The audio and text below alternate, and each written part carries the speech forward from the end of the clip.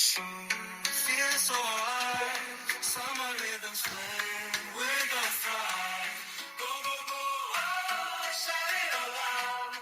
In the summer sun, we're a summer-loving crowd. Talking Brazil ball, we're breaking it. Hello, everybody, and welcome to Talking Brazil Ball, the podcast all about Brazilian football. We're back for another fun-filled episode today as Flamengo close the gap at the top, Cruzeiro bring down the walls of the Castelao, and the boys at the bottom, Sport Recife and Santos, finally get some more points on the board. All of that and much more to come in today's show. We're here to stay.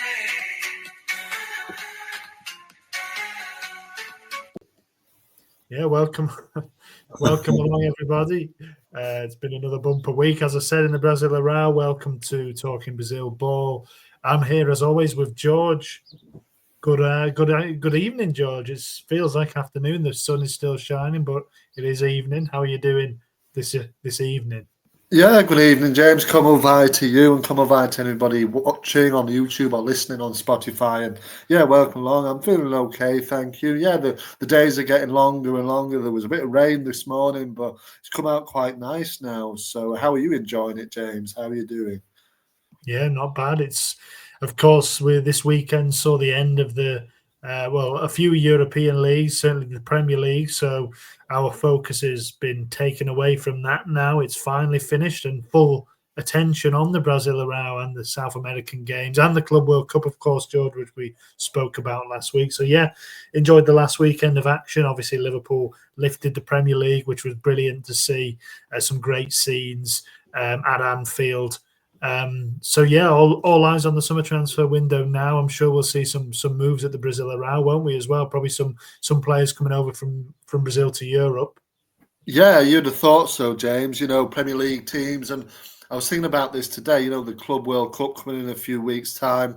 You know, it's a transfer window happening there and then. You know, Premier League teams surely will be picking off the best Brazilian players or Brazilian-based players in the likes of Palmerias, Flamengo, Botafogo, and Fluminense, who are at the Club World Cup. So it's an exciting thing. It's a new thing. I'll be very, very surprised if we didn't see at least one player from the Brasileirão, line up in a Premier League side or European side come the start of next season for sure. Yeah, it's definitely a shop window, isn't it, for these kind of players, well, and also be, yeah. And also the other South American players as well. There's other South American teams in there. So, there's plenty of others. I mean, we obviously focus on Brazil, but there's plenty more to be excited about as well. So that's all to come. Anyway, George, have you got a quiz of the week for us this time? I heard the Talking Brazil Ball band have been back in the studio, haven't they, after a little bit of a hiatus? Yeah, the TBB bands are back. They haven't knocked up a quiz jingle for us, but you will hear some new ones today. You haven't heard them yet, James, so it's a live reaction for you as well. But yeah, no quiz jingle yet. I'll tap them up next week. Hopefully we'll have one sorted for next week. But I do have a quiz nonetheless, James. And I don't know if you saw, I'm sure it didn't escape your attention, that Mr. Ancelotti has named his first Brazilian squad as their manager. I think have they got a couple of friendlies coming on, I think, James, maybe, or it's it's a qualification game, couple of qualification game, one next Friday and one the following Wednesday. So it's a big couple of games for Brazil. Ancelotti has named his squad. I don't know if you've seen it, James. Just before I give you the question, just your reaction on it, if I could.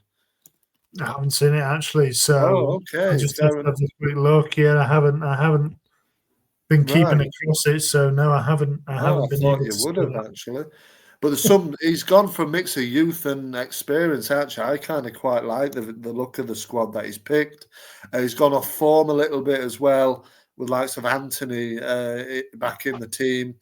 So it's an interesting squad. But my question to you surrounds that squad, and obviously you're looking at it now. And I was going to ask you, James, how many homegrown players there are, but if you're looking at it there, you will be able to give me the answer straight away. Yeah, there's a few. I mean, there's a few names that I don't really recognise particularly well. I mean, Carlos Augusto. Yeah, Player. there's a couple of Wesley. Wesley's Wesley. So I guess that's probably that's a Flamengo Wesley, isn't it? He's been in the squad before. Yeah. Gerson is back in there, of course. There's not many actually. There's about 3, maybe 4 if you count an Estevao as well. There's 7, James. In fact, there's 5 Flamengo players. He could pick the whole of the back four. Could be Flamengo's back four. Leo Ortiz, Alexandro, Danilo, Leo Ortiz, Wesley, as well in there. There's Hugo Souza, the Corinthians goalkeeper, which is a very interesting pick. And there's also Estevao, of course, and Gerson, Flamengo's Gerson as well. Andre Santos of Chelsea on loan at Strasbourg has had a great season in France. He's been picked as well. Sure, he'll be back with Estevao in Chelsea colours next season as well. So yeah, I like it. But what I would also like to know, James, between these, I think 25 players, how many caps have they got collectively? It's a good question. I mean, that's the real question. That's the real quiz. I mean, looking at it, there's not many with big numbers. Allison, of course, I think has about 70. Maybe he must be the most capped in that team. You'd imagine Vinicius, obviously, as well. Richarlison has quite a few. Rafinha as well. There must be quite a number. I reckon about 700. No, there's not. You're not that far off. Actually, there's 594 caps between them. The 25 players. I think the most is. I think it's. I don't know. It's either Casemiro or I think Casemiro has 75. So I think he's got the most potentially amongst this squad that they've got here. So yeah, there's a lot with only 1 or 2 as well. So like I said, there's a mixture of youth and experience in the Brazilian national team and some without any experience at all. So I kind of like it from Ancelotti. Let's see how they get on. Ecuador is his first game, and then they do have Paraguay at home for that last game of those qualification rounds. So there's your quiz, James. Very interesting to see how Ancelotti gets on as Brazilian coach. Yeah, it will be. Yeah, you're right. Casemiro's got 75 caps. Alisson, I did think, has about 70. He's got 72, so he isn't far behind there. Probably the 2 most experienced really in there. Otherwise, in my opinion, I think the midfield is lacking for Brazil. Has been for a little while. I think centre back is a small issue for them. Although Marquinhos is obviously very good, but yeah, midfield is they don't have those creative players that they were once kind of famed for. There isn't. If you look at that midfield, I mean, like I said, Andre Santos has had a great year, but he's not proven at this level at all. So yeah, for me, no matter how good Ancelotti is, and I do think he will do well, I think that this feels like a bit of a transition period to me for the Brazilian squad. I'm sure we'll see another group come through, but it does feel a bit like they're not one of the better teams in the world at the moment. But anyway, we'll see how they do in that. Right, let's crack on, George. We've spent a good amount of time there waffling about international football. That's not what the people have come for. They want to know about the Brasileirão. So another big week of domestic action. I think let's kick things off with your game at the Maracanã this week. Before we do that, James, we've got to round up, and tell the listeners what the results were. You're right. I forgot that last week as well. I think it's because of no jingles are thrown. Yeah, I think that's it, isn't it? It's just kind of throwing you off a little bit, but I will, plow on with it. Results. And I will tell the listeners what the results were. So, Match day 10, though, of course, was only 9 games this week, James. Fogo and Ceará game is postponed, playing next Thursday. So it started on Saturday, the 24th of May, with Fluminense 2, Vasco 1, Sao Paulo 0, Mirassol 2, a great result for Mirassol. Sunday, the 25th, Galo 0, Corinthians 0, Grêmio 1, Bahia 0, Palmeiras 0, Flamengo 2. Massive result, like you said at the top. Sport Recife 1, Inter 1, Vitória 0, Santos 1. And then into Monday the 26th, Fortaleza 0, Cruzeiro 2. And the match day ended, James, on Tuesday the 27th, early doors in the UK. RB Bragantino 1, Juventude 0. Yeah, another good result for Red Bull Bragantino, still hanging on to the coattails of the top two. Of course, the big result there, like you mentioned, George, was at the Allianz Parque, where Palmeiras were beaten rather surprisingly, really, in terms of the form book by Flamengo. But before we get to that, let's, like I said, turn our attention to Rio, and let's have a look at what happened when Flu met Vasco. Which was, of course, as we mentioned, a return to Flu for former manager Fernando Diniz, who had started okay at Vasco, had stopped the rot, got a win in his first Brasileirão game last week, but they didn't win this one. No, they didn't, James. And, Diniz has had a bit of a mixed start, and coming back to Flu, he, of course, massively celebrated Libertadores win a couple of years ago with that particular club, obviously Rio Derby as well. It was, quite kind of even, this game, I would have said. From looking at the stats here, Flu, a lot of shots, but not many on target. Had a XG of 1.08 compared to Vasco's 0.70.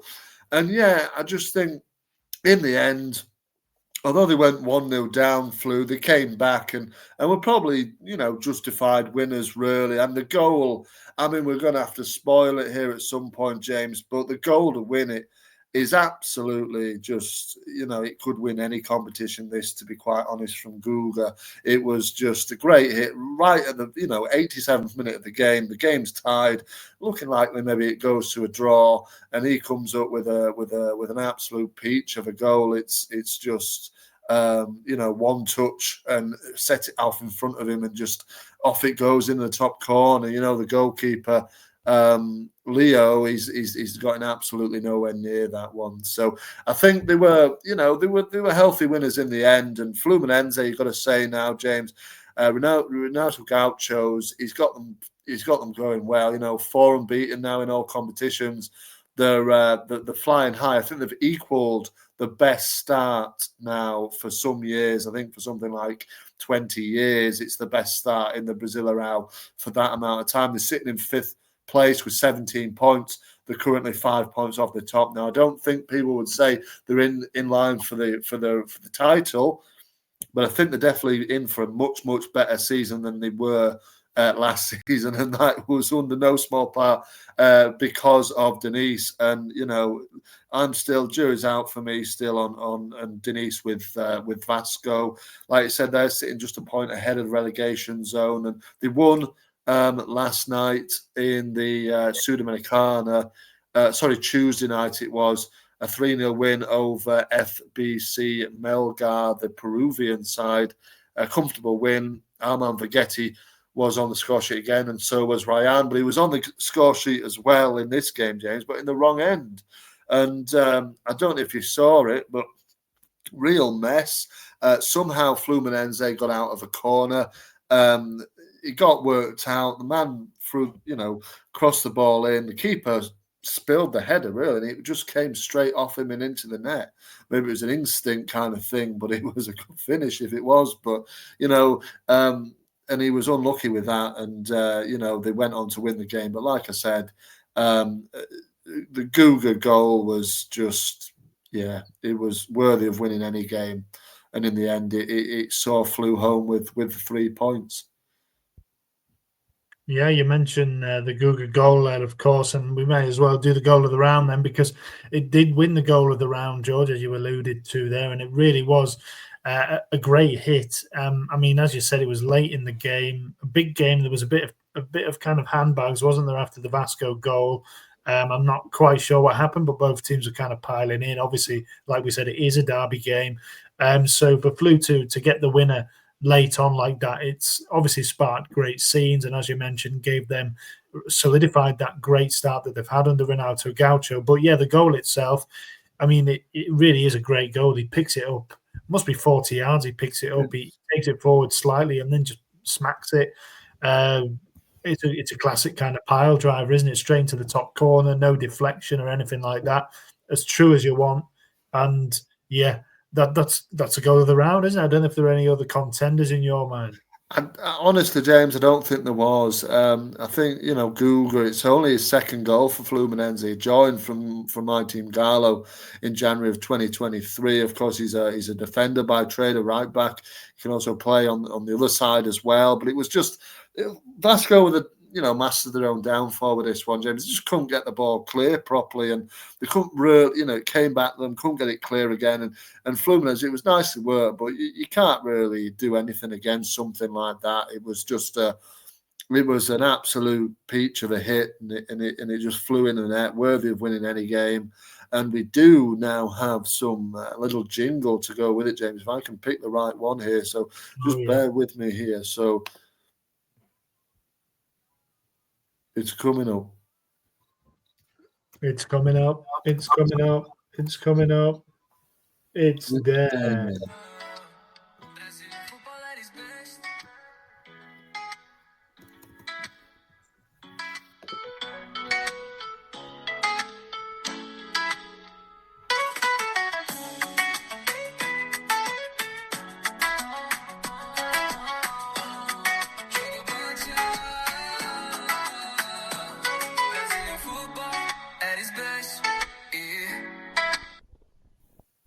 Yeah, so that was a little.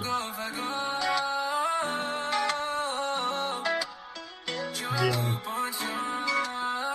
So there you go. So that that was a goal of the round, and it was a great hit. And we're doing the monthly awards, aren't we, James? Next week, I think, on next week's show. And I must admit, that one is well up there for that winner as well. It would be a double award winner for Fluminense as well, and the goal of the round, the goal of the month award as well. So let's wait and see. But yeah, Flu take the points on this one. Google the hero, and he enjoyed that one for sure. Shirt off he went into the crowd of his teammates. So it was brilliant scenes. Yeah, it'll take some beating that for the goal of the month, and there is a couple of games left still in the month, so we'll wait and see if anything can top that. And in terms of Vasco, like you mentioned, they did go and win in the Sudamericana. They are through into the next round of that. Ryan is an interesting one. We've spoken about him a lot, and we did speak about him as after Denise joined, because he was highlighting as somebody who he thinks can be a special player, and he started really well actually under him. Another goal, like you said, midweek, and he's already got 5 in the season, which is easily his best ever season so far. I mean, he's still only 18. But he's somebody who can really propel them up there. And Denise, I know you're on the fence about him. I think a lot of people probably are now. But Sudamericana, he did get Cruzeiro to the final last year. I don't think he must have been there, and maybe only the semi-final. But he did obviously win the Libertadores with Flu. So maybe they'll be looking at that as potentially something with an eye on for the rest of the season. Can they get further in the Sudamericana? Yeah, well, this is it, James. Like you said, I mean, it's obviously they're towards the bottom end of the table, but it's very congested, obviously, down there. And you're right. Sometimes teams might say, hey, you know what? We're probably all right. We're chugging on okay in the league. Let's go for something, let's go for a continental competition. Let's try and do it, the Cup, Sudamericana, whatever it is. Libertadores, obviously, not in that. But, teams do. We saw Galo did it. They went heavy on the cup competitions last season and sacrificed their league position and form for it. They got to 2 finals. Obviously, didn't win anything in the end. But it was all it could have been a great season for them there. And Rayan has been brilliant. And we mentioned the transfer window at the top of the show. I know Liverpool have been linked with him in the past, haven't they? He's very, very highly thought of.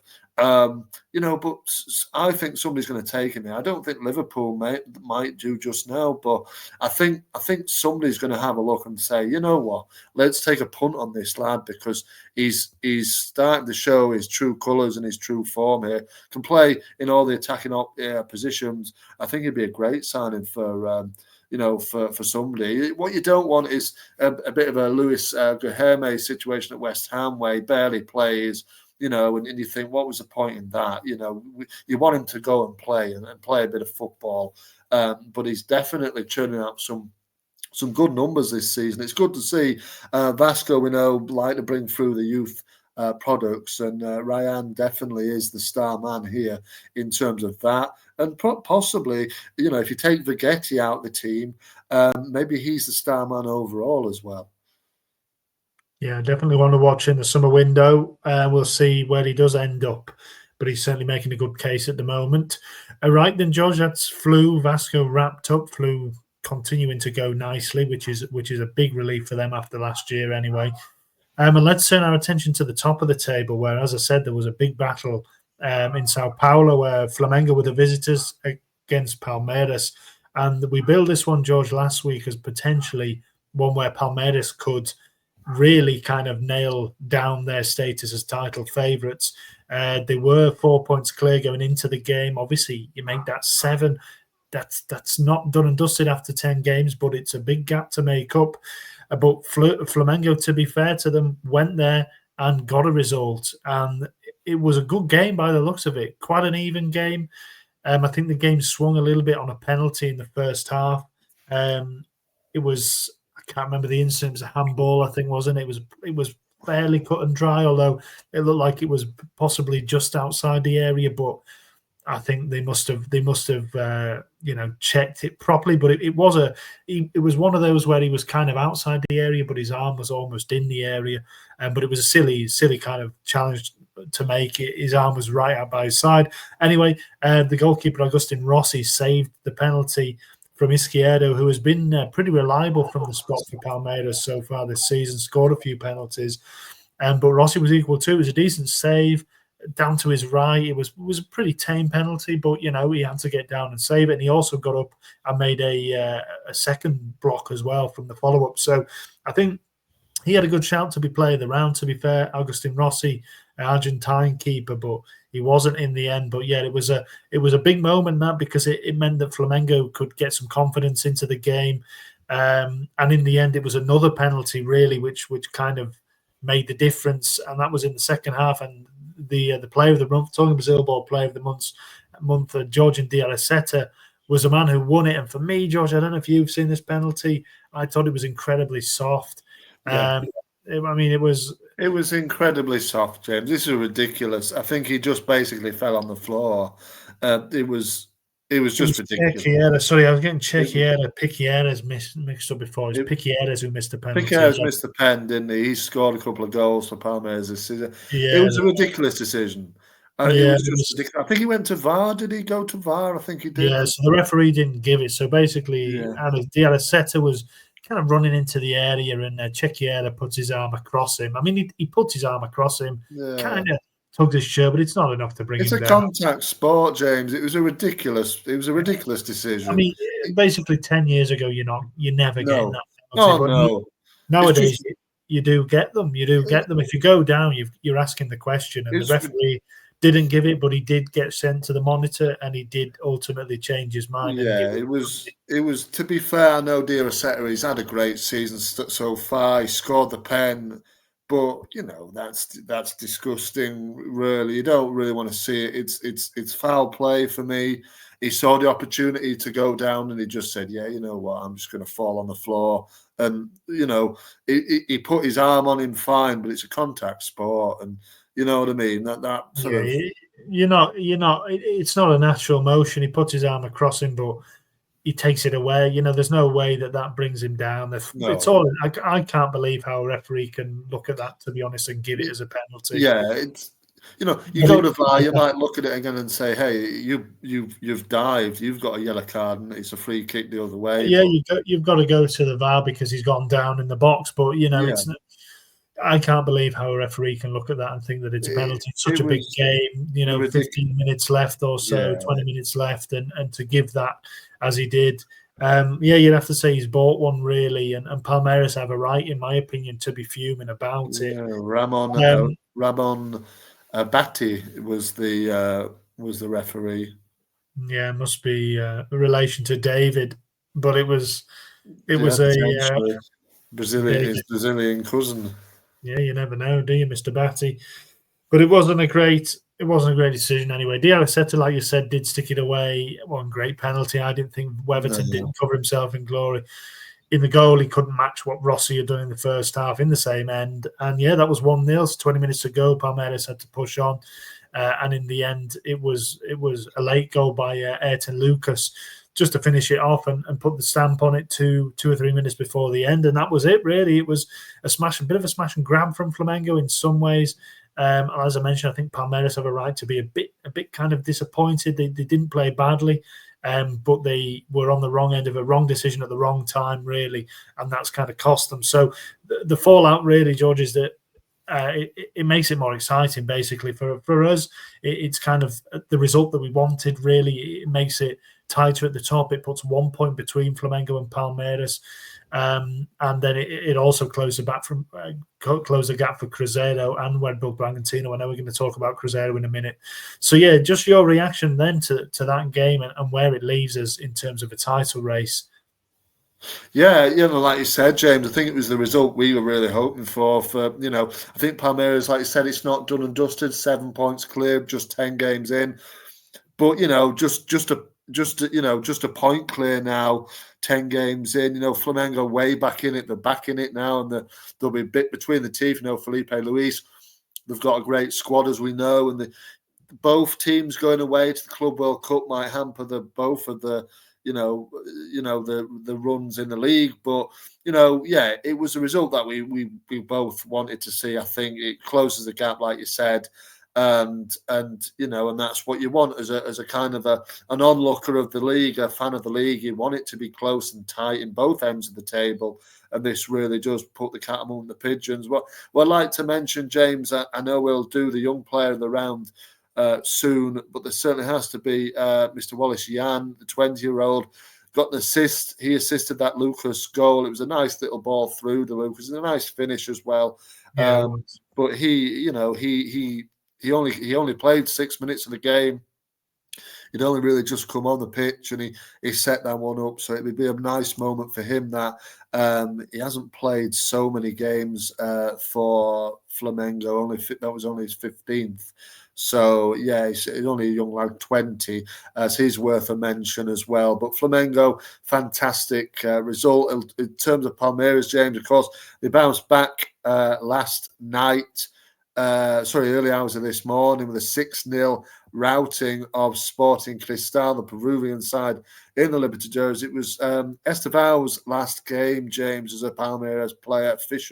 Officially, it was his last game. And they all gave him a good send-off, threw it up in the air at the end. He got a goal to start them off on that 6-0 win as well. So they're back to winning ways. They'll hope to be back to winning ways in a big game this coming Sunday, James, isn't it? And they'll hope to go away to Belo Horizonte and get the result they need, because Flamengo are breathing down the backs now.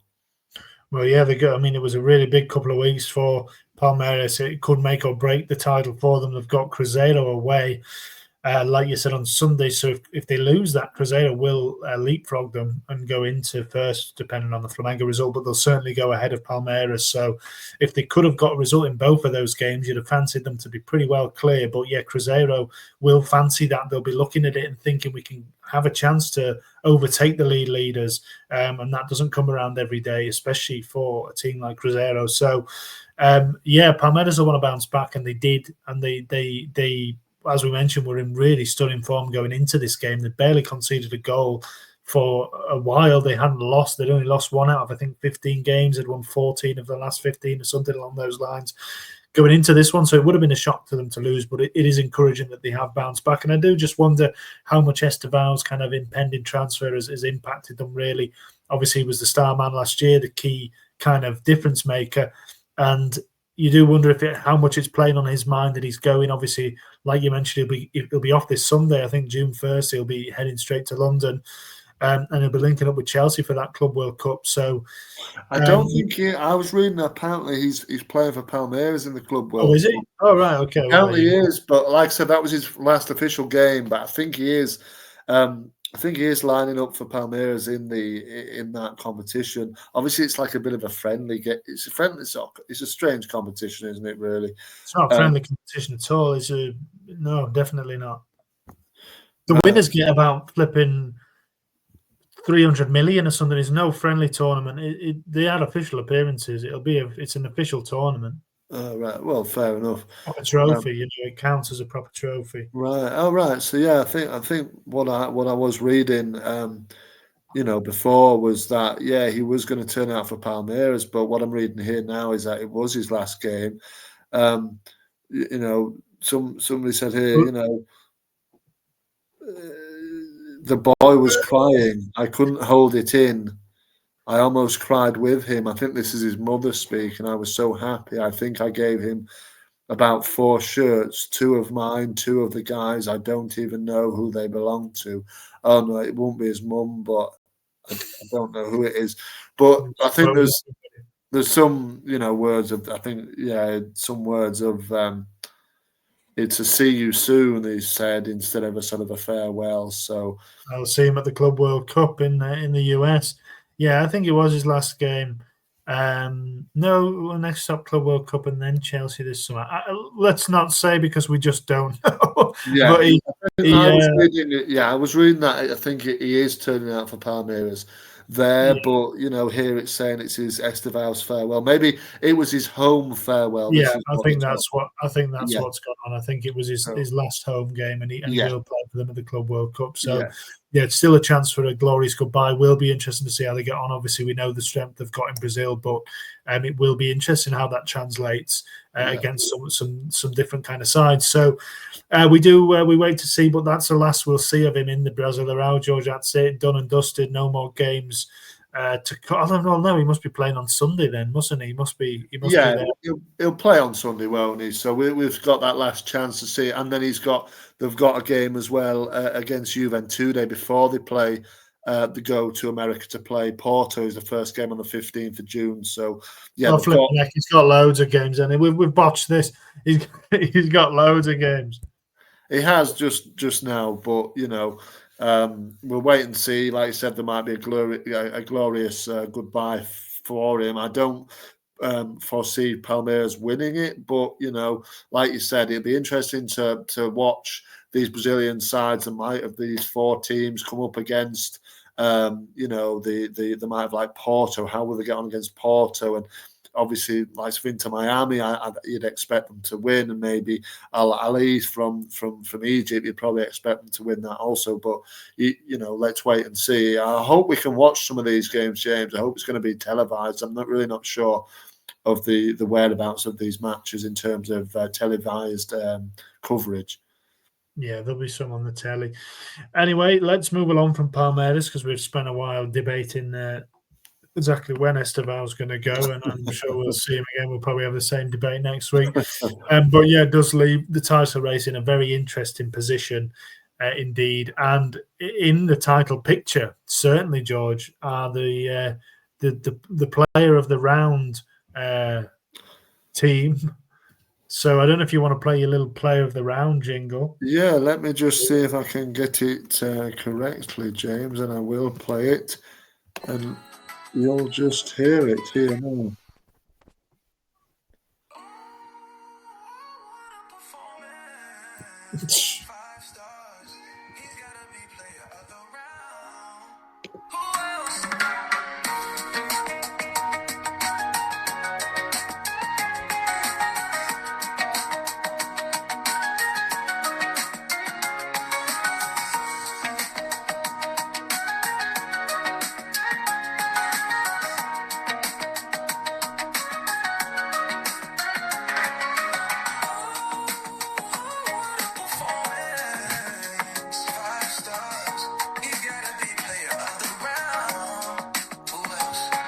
Are we listening to this whole thing or what?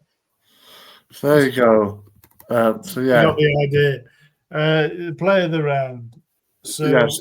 So the player of the round, James. There wasn't many contenders at all, actually. In fact, I know you said, you weren't so sure initially, but I think at the end of the day, they count as goal contributions here. There was nobody who who got a goal and assist or 2 goals. It was a very, very low scoring round. It was only 14 goals in all, and it was very difficult to choose from. It was a good job this man came up with those 2 assists.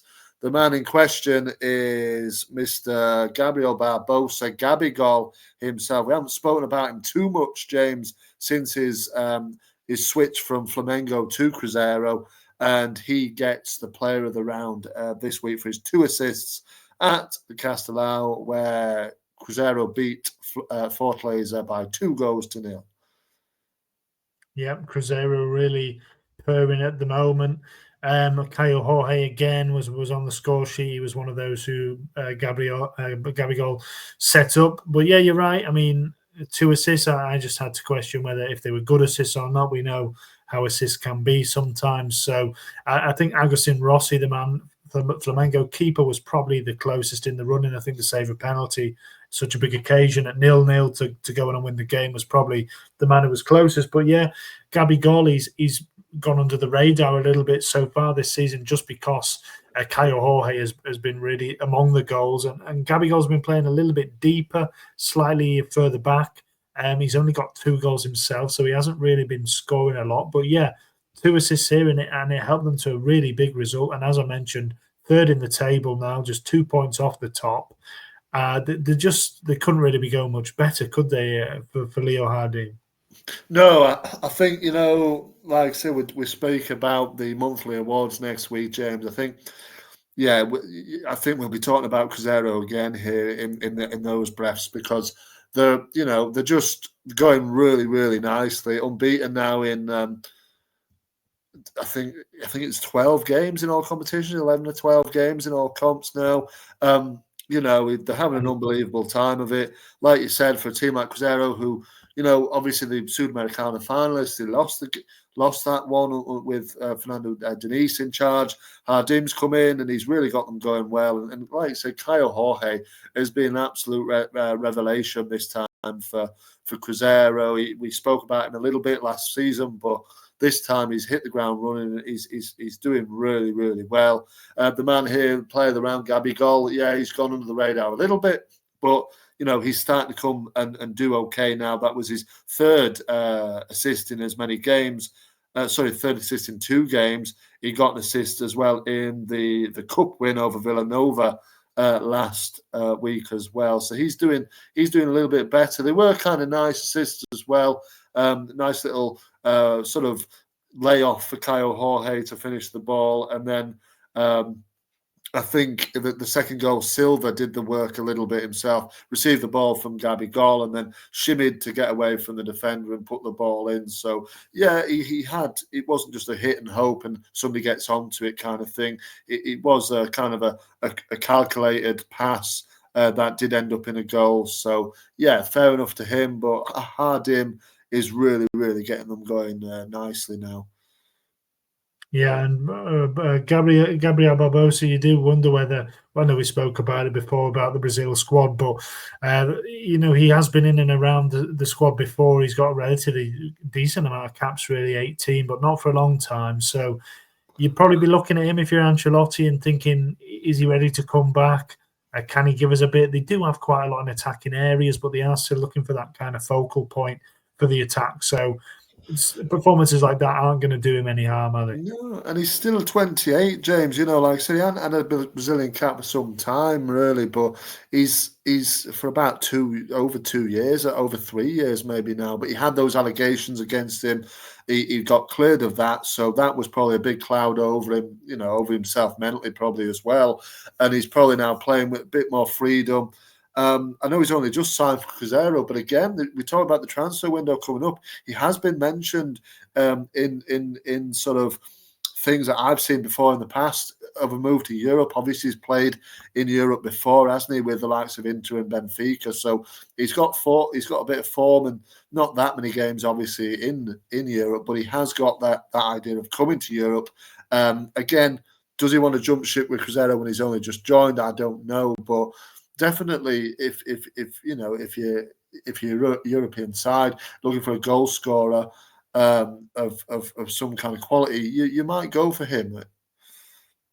Yeah, he's somebody to be aware of, certainly, and we'll see if he can kind of keep it going. I mean, he's got a decent record in terms of complete, like, all competitions for Cruzeiro, but a lot of them were in the Mineiro, so he hasn't really kind of lit up the Brasileirão, but he has been a big part of Adim's team. So, the whole team is playing really, really well, and he was part of a recruitment drive in the summer, which did look pretty impressive.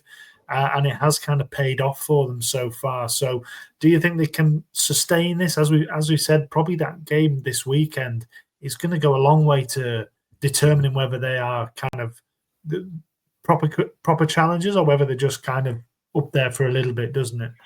It really does, James. Yeah, I think this is the crunch game, isn't it? I know it'll be 11 games in after it, but like I said, if they win, they go ahead of Palmeiras, regardless of whether that's first or second. They go ahead of them, and that must be a big mental boost for them. So it's hard to say whether they can sustain it at the moment, but they're certainly looking like they can for now. And like I said, Leandro Jardim, he's really, really hit the ground running with his team, and it could go either one way or the other, and it seems to have gone the way of it. Yeah, it's going really, really good for them. So at the moment, I see them as complete title challengers. Yeah.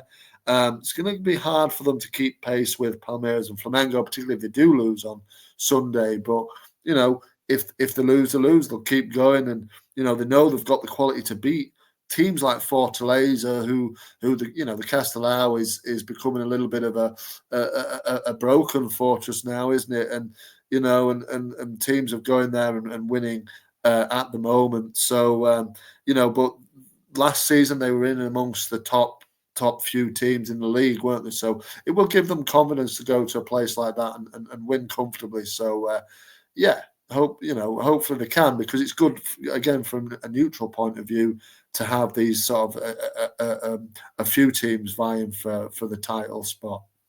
Well, you say that. I'm not sure your Gallo brethren will feel the same, but it is, from our point of view, good to have a number of different teams up there. What about Fortaleza then? They are struggling a little bit. It's been like you mentioned, that the home form was what really sustained them last year. It's not doing at the moment. They're just outside the relegation places. I mean, at what point do we start worrying about Voivoda? He's obviously had an incredible year last time out, but things aren't going to plan for them, are they, this time? No, they're not, James, and they're no winning four now. They will go ahead. They will get through if they win in the Libertadores. It's early hours of tomorrow morning. They're playing in Argentina against Racing Club. But if they lose, they have, they might have the situation where they do go out. Bucaramanga are playing at Colo Colo, so if they beat them and Fortaleza lose, it's curtains for them in the Libertadores this season. So yeah, he had a fantastic season last time out. He isn't going his way this time, but yeah, I think they are sticking with him, James. He's got money in the bank, like we've said before. And I from what he's done previous, and I do think they will probably stick with him for some time, actually, regardless of where they sit in the table. I think they've probably got enough quality, haven't they, just to stave it off. But it is very congested, like I mentioned before, in the middle of the table. It's sort of towards the bottom of the table. Sorry. Yeah, they do need to be careful. They are 4 points away from mid-table. They are 2 points away from Juventude. It's tight, but a couple of losses and you start to be really in trouble. So they do need to just watch out, because how often do we see teams have a really good season and then kind of inexplicably just fall away? They did lose players. They haven't seemingly replaced them particularly well. So, yeah, Fortaleza, I would say, one to keep an eye on over the coming weeks. They've got Flamengo next as well. So, away from home, it doesn't get much easier for them. I mean, it definitely doesn't, James, but can I just say it's all the tens for Fortaleza? I mean, they're sitting in 16th place. They played 10. They've got 10 points. And amazingly, James, they've scored 10 and conceded 10. It's incredible, really, is that? Yeah, that's good, isn't it? 10, 10, 10. Yeah, 10. played 10, scored 10, conceded 10, 10 points. Yeah. And it's not a 10 out of 10 season, yeah. though, unfortunately, for Voivoda. One to keep an eye on, I would suggest, to be fair, despite George's confidence there. I don't share quite the same confidence. I don't think that there's any room for sentimentality in the Brazilian round. I do think he'll be in trouble if he loses a couple more. Anyway, George, that was the player of the round. Gabby Gall, well done to him. Back on the radar for sure. For Mr. Ancelotti, perhaps as well. Now then, George, let's move along to the young player of the round.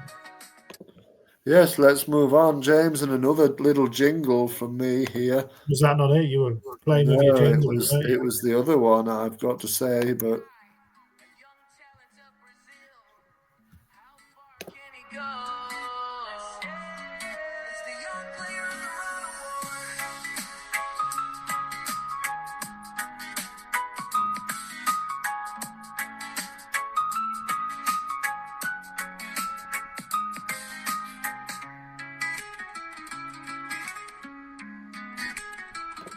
so there you go, James, Young Player of the Round award. This week, there wasn't that many contenders again, really, James. I think there was only one winner. We did mention Wallace Yan, who got the assist for Flamengo, but I think other than that, there was only really one winner, wasn't there? And I think it's your team, James. Do you want to introduce a young lad? Yeah, well, I think the winner was last week from Inter. Was that last week we had? They've had some. They've had. This is the third winner of the Young Player Round award from Inter this season, James. Who was the first one? Churning out some real. You're asking me a question now. I'd have to check. I can't remember off the top of my head, if I'm being completely honest. I think it was Victor Gabriel, wasn't it, the defender? Oh yeah, young back. Defender. So yeah, this week, last week it was Matthias, wasn't it? He went off. He went off injured, didn't he? Yeah, he did. Yeah. So obviously Ricardo Matthias, he's had a good couple of weeks. Scored back to back. He hasn't scored. He didn't score in the Copa do Brazil, and then he did come off early on in this one with an injury. I'm not sure what that is, but it looks like he might be out for a couple of weeks. So. Yeah, in his absence, a young man, Gustavo Alves, stepped up, and they really needed him to step up, George, against Sport Recife. He's a relatively experienced player, actually, Gustavo Alves. He was in the team last year, played a lot of games, didn't really make much of an impact. And again, this season, he's kind of been around the team, but not really playing a lot. 19 years old, he's kind of an attacking midfield kind of position. And yeah, when they needed him, they were 1-0 down at Sport Recife. And we've spoken about Inter struggles over the last few weeks. Roger Mercado, perhaps another of those who is a little in trouble, and they were 1-0 down. An early goal from Barletta, who has been in decent form actually for Sport Recife, despite their kind of poor season.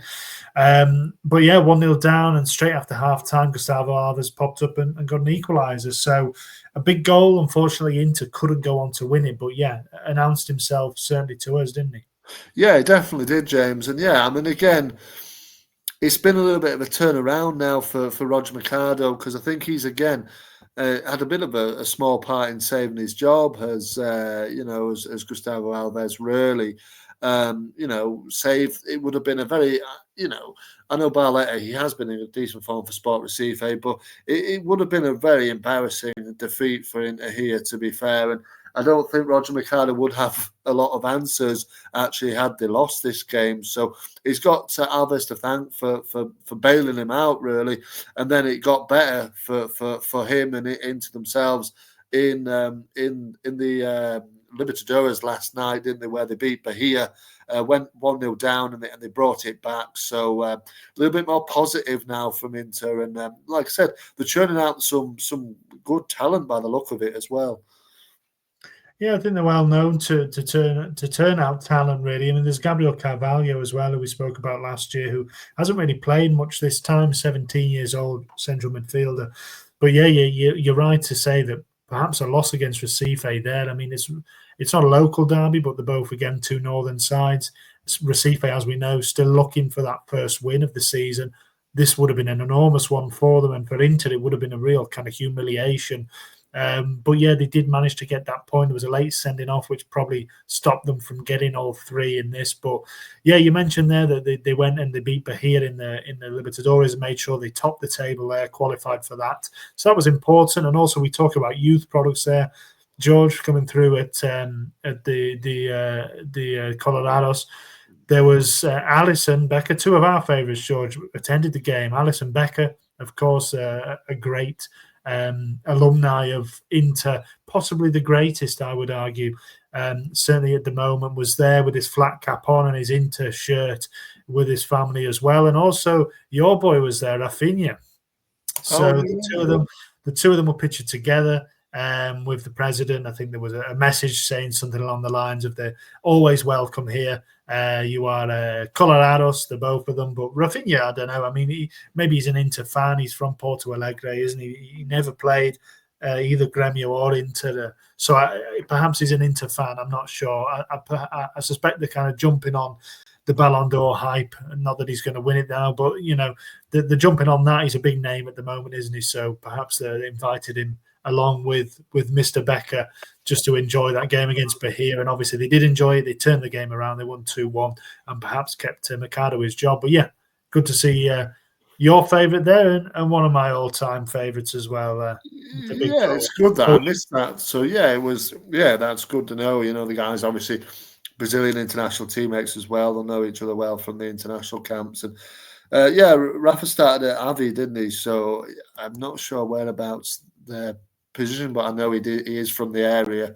So that's potentially why maybe he was a fan as a boy. I don't know. But yeah, like you said, they probably are jumping on the hype of him. He's the man in everybody's he's the name in everybody's mouth, isn't he, at the moment, with his, you know, the way he's playing with Barca.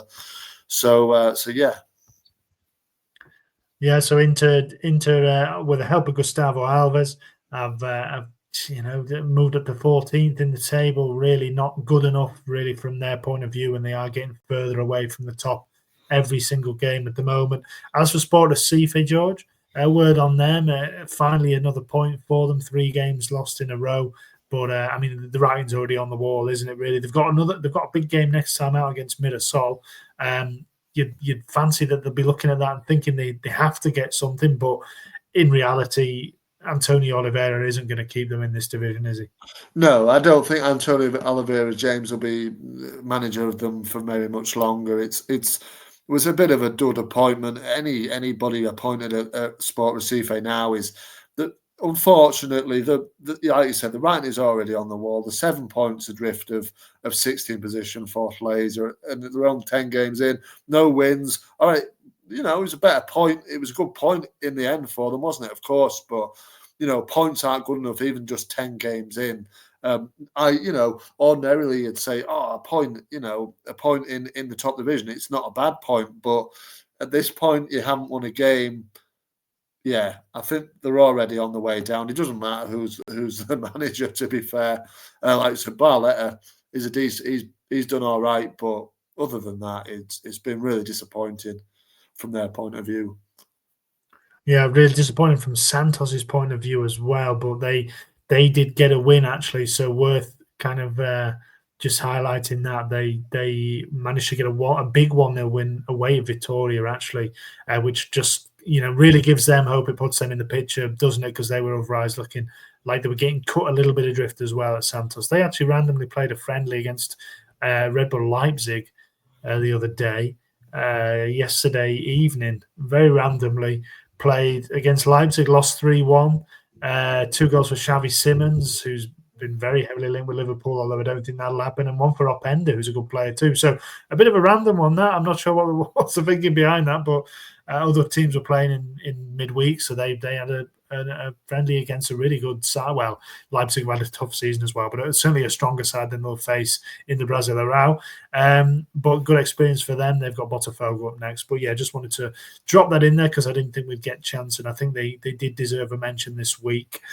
Okay, George, that's the roundup. That's the week's awards handed out. That's everything kind of looked at. Why don't you give us a rundown of what we've got to come over the next week? Yeah, absolutely, James. It would be a pleasure of mine.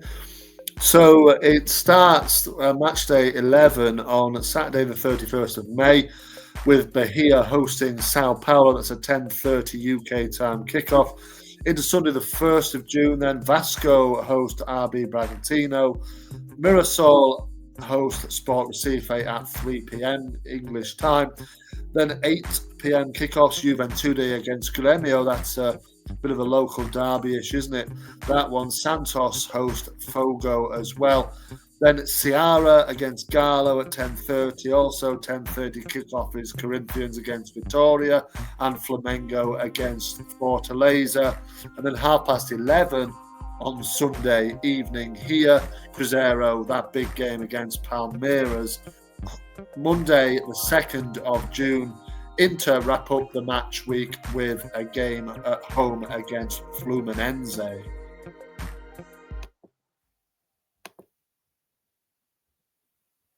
You're on mute.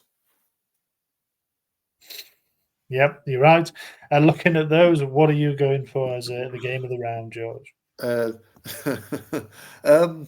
Yeah, I think it starts to become a thing where you now start to look at the table, James, and you start to pick, where these games are going to go and how it's going to impact the table.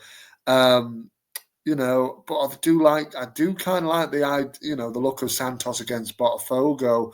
I do kind of like that one. So, having said that, I think, I think probably one of us has to choose Cruzeiro Palmeiras. I don't know if you want to Not take necessarily, really. No, but I think I'm going to go with Santos Fogo. Like you said, Santos looking for to build on and get another win. Fogo obviously didn't play. They played that rearranged game a week today against Ceará. So yeah, they'll be looking to bounce back and have they've had a extended break. Well, they did play actually in the Libertadores, and they won. So Paiva's going well, isn't he? So yeah, I'm going to go with that. Yeah, fair enough. I think that does look like a good game. Santos obviously really have the tails up, and we'll be hoping that this is the start of a bit of a drive up the table for them. Yeah, I don't think I'm going to go with the Cruzeiro Palmeiras. Obviously, it's a big game, but we've covered Palmeiras there. We've covered Cruzeiro in some kind of detail as well. So I think, otherwise it does look a little bit kind of. I'm not sure. There's no real tight ones. I think I might look at Mirassol Sport Recife just because we did look at Sport Recife there a little, but I think that to me has the most riding on it this time. I think Bahia Sao Paulo might be interesting. Two managers who I think are under a little pressure in different kind of ways. And yeah, as you mentioned, Juventude Grêmio looks good as well. Juve really could do with starting getting some wins, and Grêmio got a big win this time as well. So, but I think Mirassol Sport Recife, that'll be my choice. Yeah, fair enough, James. Yeah, it's like you said, two promoted sides, two different outcomes at the moment for their seasons, and you would got to say, for me, 11 games in, if Sport Recife lose that game, that's the final nail in the coffin for me, and that sounds crazy. But 11 games in and the 3 points. Yeah, I think that would be curtains for them, and it would be a big result for Mirassol as well. Again, they would be driving up the table. Really, really impressive start for them. Continues, really, doesn't it? Well, indeed. I mean, we haven't mentioned, but they did beat Sao Paulo 2-0. I mean, that was an absolutely brilliant result away at the Morumbis. They beat them 2-0, 2 second half goals. Reinaldo again was on the score sheet, another penalty. He's been absolutely brilliant for them. And yeah, Zubeldia perhaps under a bit of pressure. That's a really, really bad result for them. But Mirassol keep on ploughing away. And we did see this last year a little bit with Criciúma, didn't we? Where they had a good start and you thought they were probably safe, and then they kind of bottled it in the second half of the season. So you don't want to make any assumptions about them, but I think everybody had them down as dead last, and they're absolutely proving those wrong. But a loss against Sport Recife, and they'd start to think it's only it's not a million miles away from the relegation zone. So yeah, a good one to come. Anyway, that's all for next week, George. Let's look at the here and now, and why don't you run down the current standings for us? Yeah, it would be a pleasure of mine again, James. So we're going with the table. First is Palmeiras on 22. Second is Flamengo on 21. Third, Cruzeiro on 20. Fourth, RB Bragantino on 20. Fifth is Fluminense on 17. Sixth, Ceará on 15. Seventh is Bahia on 15. Eighth, Corinthians on 14. Ninth, Mirassol on 14. 10th is Galo on 14. 11th, Fogo on 12.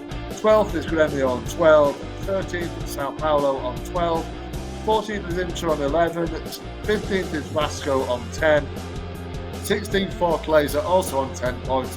Into the relegation zone, James, 17th position Vitória on 9, 18th is Santos on 8, 19th is Juve on 8, and then 20th position, as always, Sport Recife on no wins on 3 points.